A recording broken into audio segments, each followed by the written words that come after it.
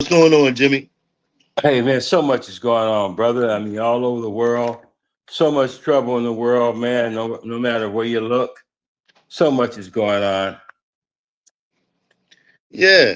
Well, for the people who don't know who you are, do you mind sharing that for the audience? No, I don't mind at all. My name is Jimmy Lavender.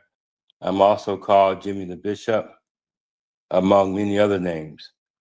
I grew up in Los Angeles from Tuscaloosa, Alabama, and I am co-founder of the Bishops. Okay. So let's go into this bishop thing, right? You're from Watts, California, like you said, from Alabama, and you're at the beginning of LA gang culture, right? So you being an elder at this point in time, the gang culture from then to now, is there a big difference? There is a big difference. We came at an era where there was respect. Mm, We respect our elders, no matter how gangster we thought we were. You see an adult on the sidewalk, you change your language. It's called respect. okay. If we were sitting on a bus, an elderly was coming on the bus, we get up, we let them sit down. That don't happen no more. That don't happen no more. When I was out there as a gangster, um, we didn't just go after anybody. If we had a target, we had a target. If you was with your child or your woman, you get a pass automatically. Today they'll cut you all down like it's nothing.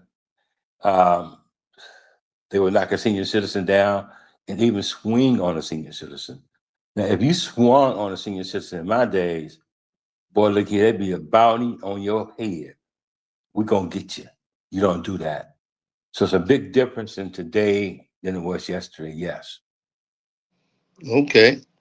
Now, being surrounded by gang culture, um, you was in the epic center of it, not only from the beginning stages, but as it formulated. This was the culture of real gangbanging. We're in 2025. What do you see now? Now that it's spread all over the world, it's not just in Watts, California. It's not just across the tracks. It's not coming from a rival neighborhood or area. That's actually one of these station hoods, right? What does it look like to you from your perspective? A song, Bob Marley, a lyric when he said, everywhere is war. Everywhere. War in the east, war in the south, war up north, war down south. Everywhere's war. Uh, whether you be some huge country attacking some small country, community against community, I think it's just a science of the time. Uh, the Holy Book says in the last days there will be wars everywhere. And today there are wars everywhere. And I come to a conclusion that there's nothing much we can do about it. Mm, No matter what efforts that we make, um, it's like it's too big. It's everywhere. It's just almost like a losing battle. Um, yeah. let me share this. Someone said when you when I was out here trying to bring peace among everybody, they said that I was going against God's will. Mm, Yeah, they said, mm. well, God is control of everything, and the last days are supposed to be like this, and you trying to make them better, you going against God's will. the What do things, you say? Go ahead, Jim. I'm sorry. Yeah. the things that, and they feel strong about that. If you're trying to save a people that's destined to die, you are going against God's will. Mm. I mean, I How get hit about with all kind of stuff, but hey, you know what? I just do what I do, bro. how about the people that helped us? How about the people that took the time out to try to pull us out of the danger that we was putting ourselves in.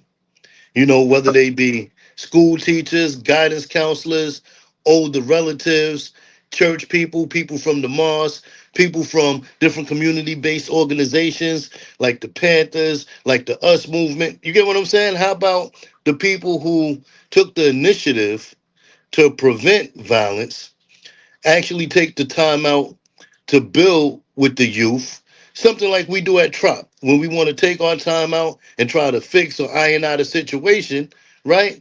I think that it works for the most part. Sometimes we get a little pushback. People want to do what they want to do, but it's the effort that counts. So I don't think I agree with just let it be concept.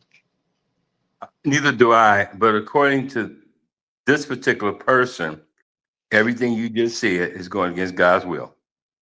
God, as you said, God is in control. This is how He wanted to go, and you and I are interfering with God's will. Oh damn. Listen, man, I guess that's going to make good for great content, man. It is what it is. We've been rebellion since the beginning. So, hey, what's one more thing for a good cause, right? Hey man, look, there's so much No, stuff out here. When you out here trying to do something, you hear all kind of things. How about this one? Don't let the left hand know what the right hand's doing. You sit out here. I think I shared this with you before. You just fed 500 people. hmm You have some sponsors to buy that food. So now you take some video cameras of the people, not so their face. I mean, not so much their faces, but so that people can know where their money went. Hey, he did hmm what he was going to do. It. He did what he said he was going to do with the money. So now you take these photos so they can see, hey, that there's 500 people eating thanks to you helping us. Then you get that phone call. It seems like you're boasting on what you did. Ah, Uh, man, that Jim, that's a bunch of BS. We all know that people want to know where their money went. We can't. exactly. It is what it is. It's part of the game. Be Yeah, damned if you do, be damned if you don't, right? that's right. That's all I'm saying. You know, but you get a call no matter what you do, bro. You get a call, and somebody always got something to say, but it's not that person that's doing anything. They don't put a donation in. They don't come out and help trying to serve or anything like that. I guess they right with the other person who says you're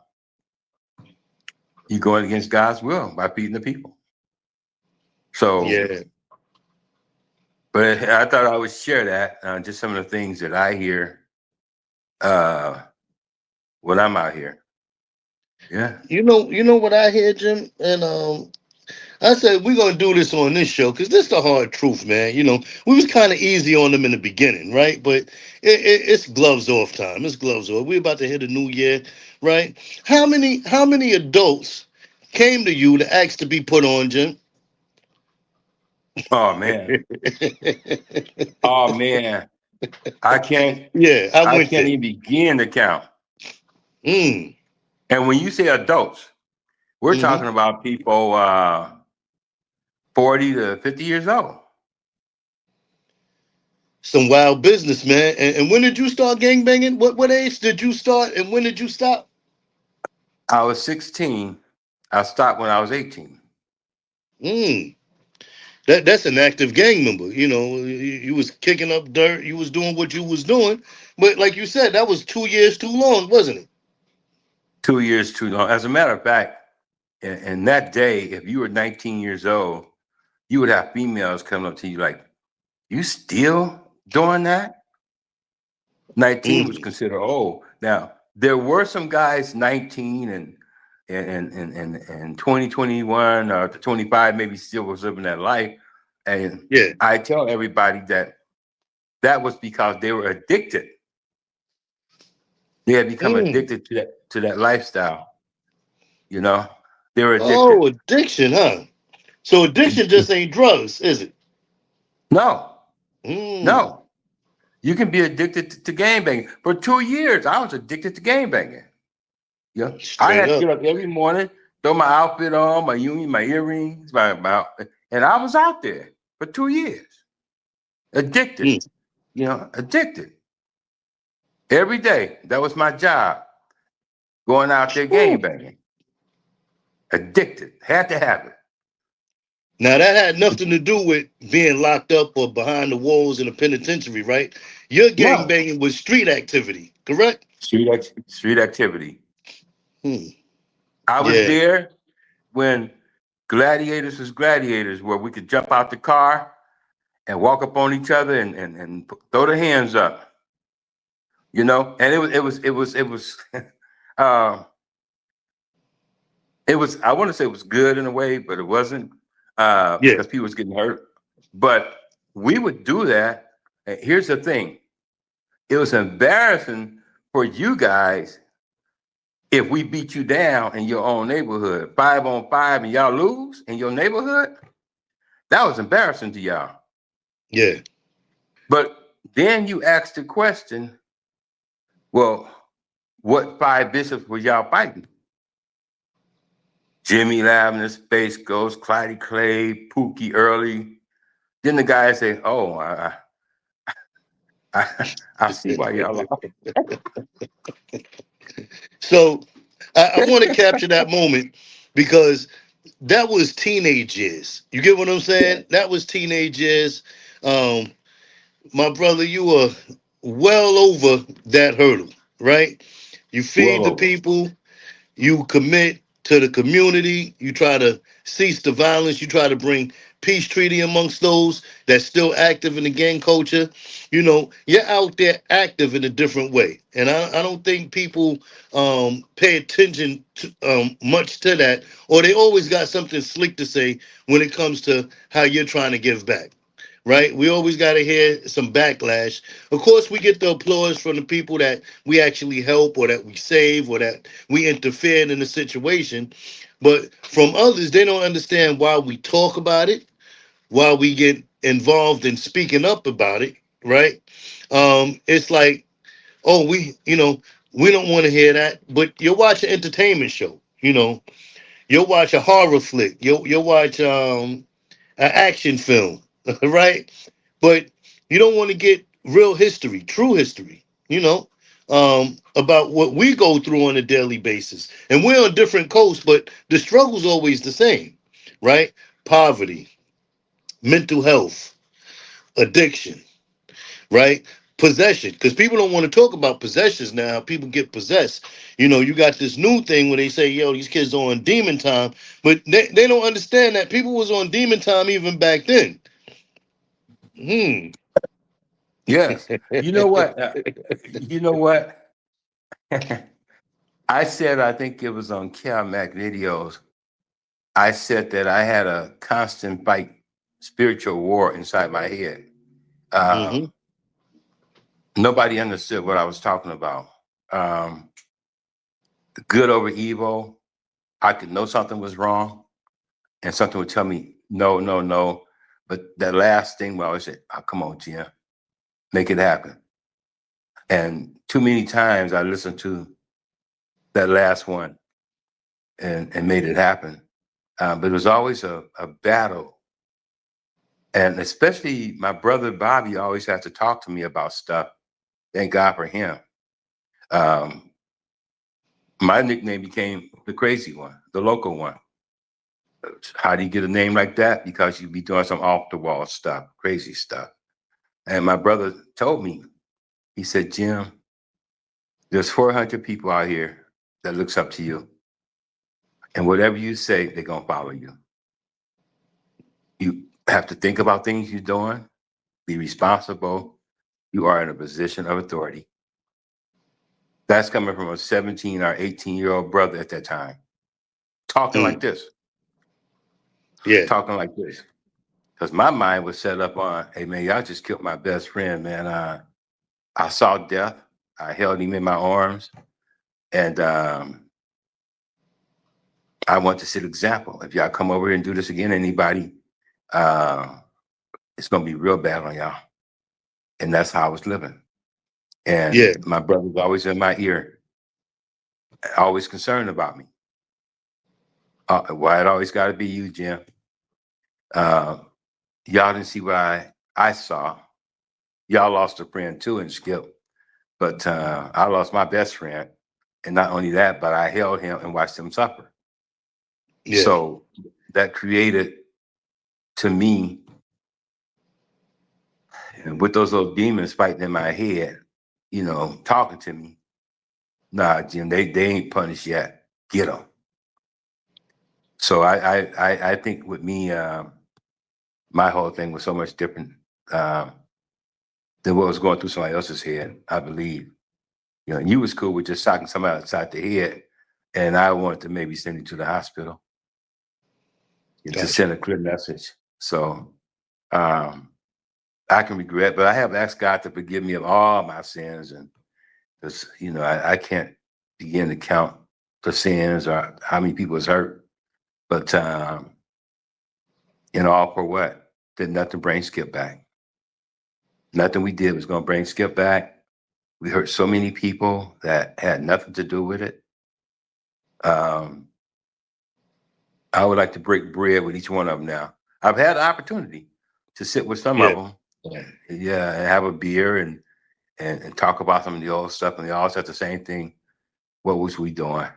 So yeah, Got you. and that's a trip It, when you talk to a person where you guys actually exchange guns, fire at one another, and now y'all sitting on the porch 20 years later, shaking your heads.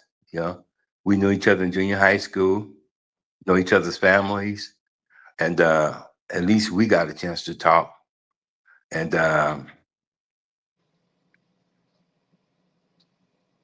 it was a sick situation, really. You know. yeah. So I want to touch on one thing before we wrap it up, because I know we limited on time at this moment, right? There's this thing going on Facebook and on the internet right now, right? About something. I said I'm gonna ask you the next time I get a chance about Raymond Washington being an agent An for the agent. government.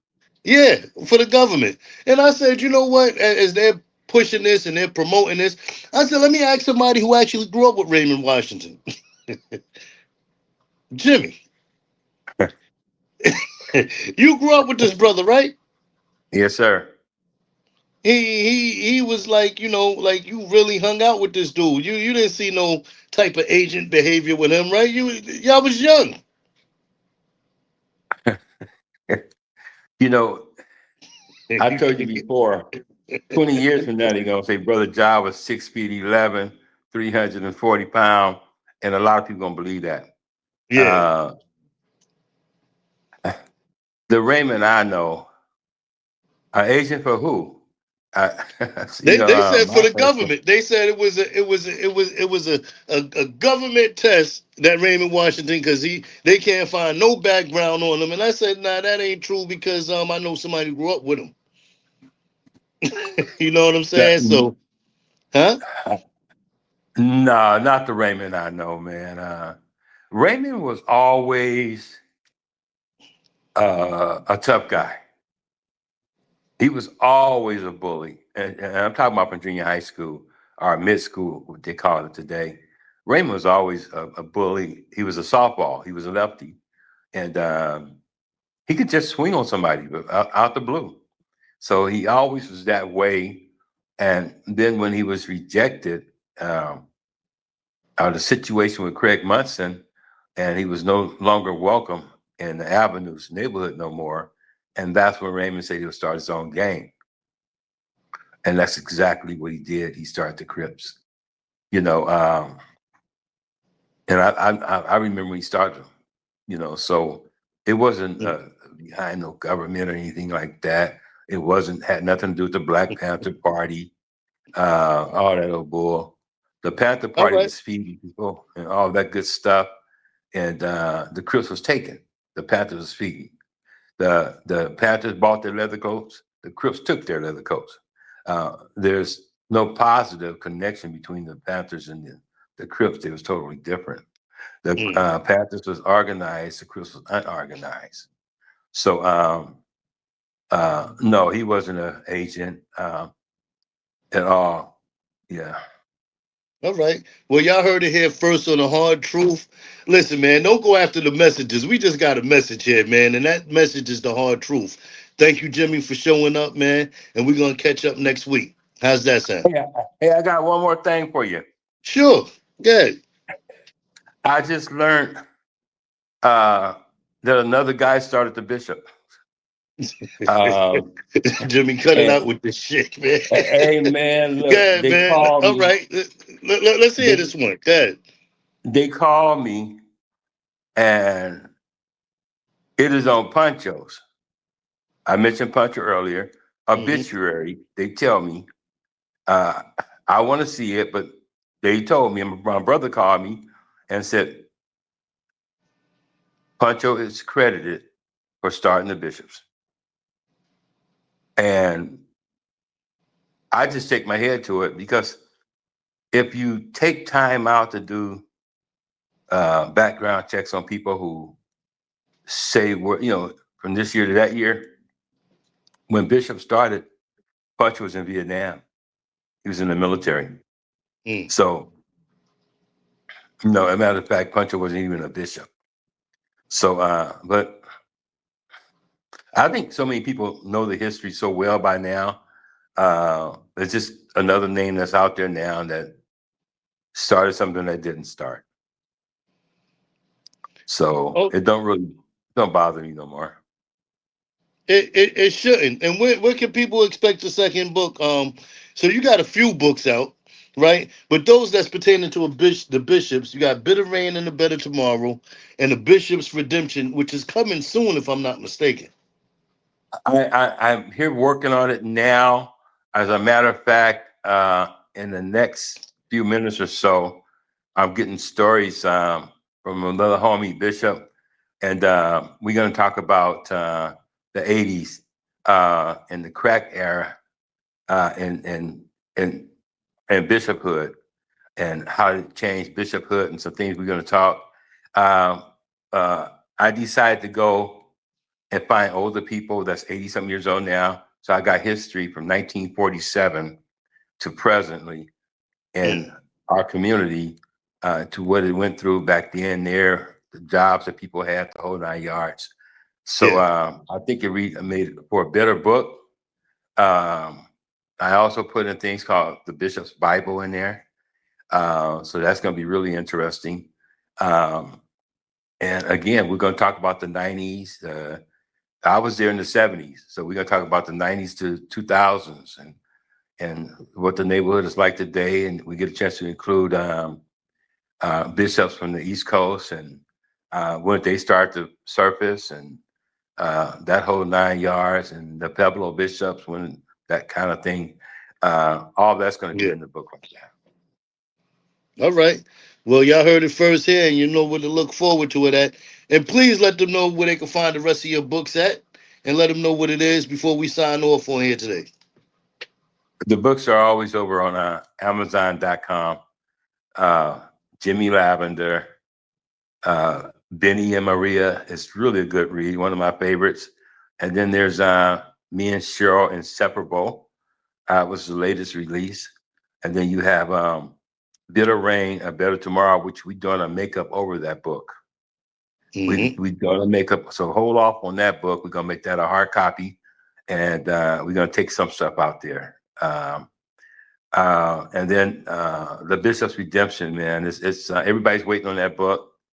Sorry it's taking so long, but trust me, it's worth the wait. And there's so much more information that's been added in that book. I found out recently some things that I didn't know about the neighborhood that was there in the 1950s. I wasn't even born. So I found out what the neighborhood was like by then and found out more about the Spook Hunters, all white gang that was right outside our neighborhood. So I got some history about that. Um, the first gang in our neighborhood that was black was called the Witch Doctors. I got that information. Their little brothers, a couple of years later, changed the name and became known as the Deacons. So I got information on that. And of course, the Beach Boys, which I know quite a bit about. And then, of course, into the Bishops. So it's going to be a pretty good read. Right now, I'm only at about 130 pages. And when his brother leaves today in our interview, I expect to be about 160 pages or so.